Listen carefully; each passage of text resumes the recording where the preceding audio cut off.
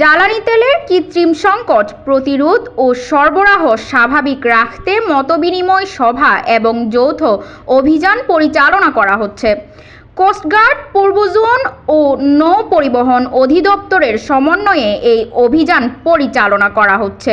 1 March থেকে অভিযান চলমান থাকলেও 31 মার্চ বিকেলে বিষয়টি জানায় কোস্টগার্ড। চট্টগ্রাম বহিনোঙ্গর ও কর্ণফুলী নদী এলাকায় এই অভিযান পরিচালনা করা হচ্ছে।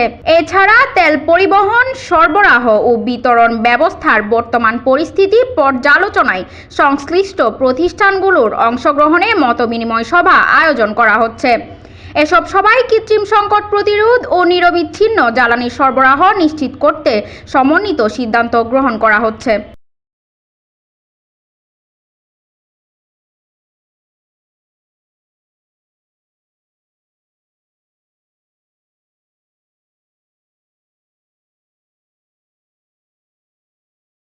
Desk report, Nongor news, Chittagong.